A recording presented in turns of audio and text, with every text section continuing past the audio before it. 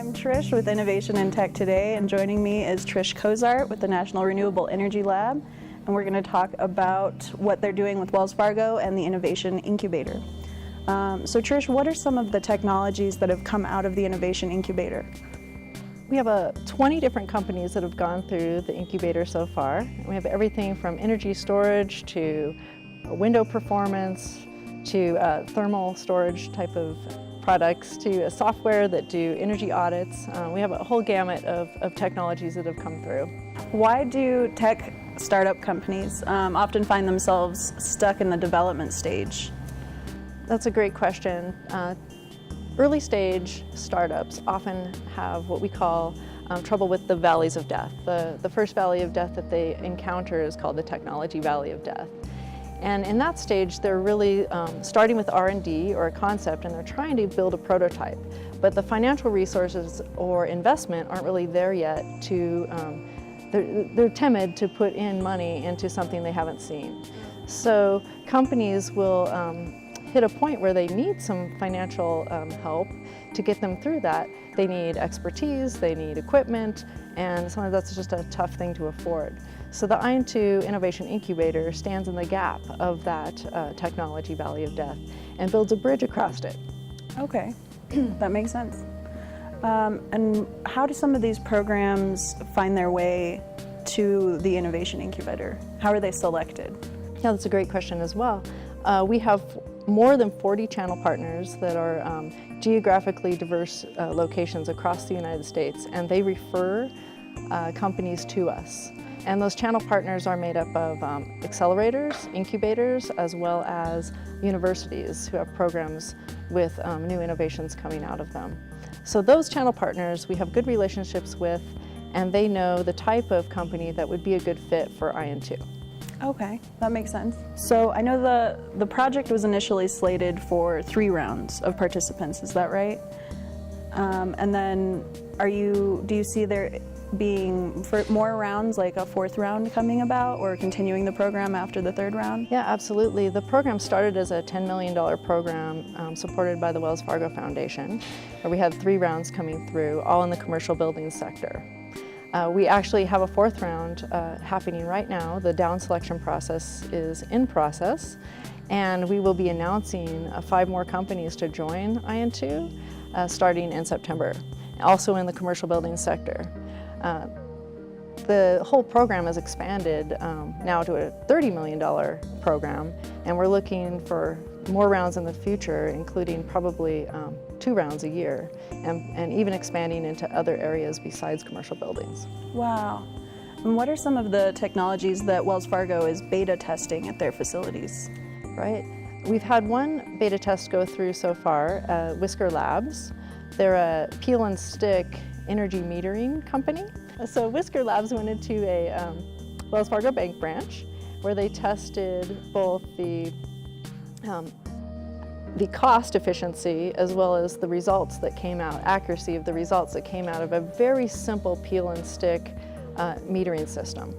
So in comparison, if you had an electrician come and install the full system, it would cost a lot more. You might get slightly more accurate data compared to this very simple installation. So they were able to compare cost of both of those installations and then take back the results and build a report to show what happened.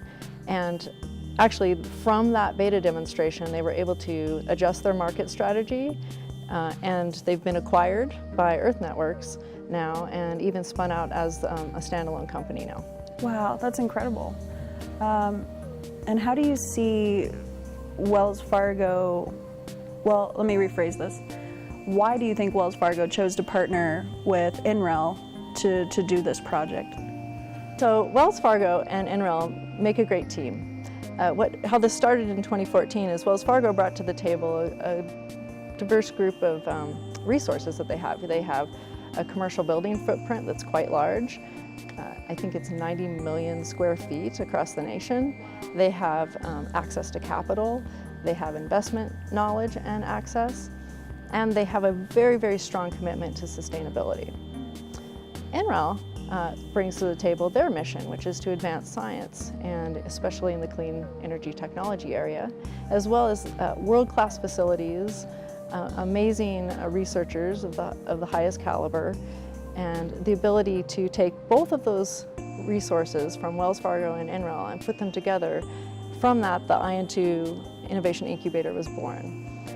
We can take companies into that incubator, give them $250,000 worth of technical assistance, and incubate them through the process to where they have made leaps and bounds, strides into getting closer to market. I was also curious, how does IN² help these companies go from the development stage to the commercial market?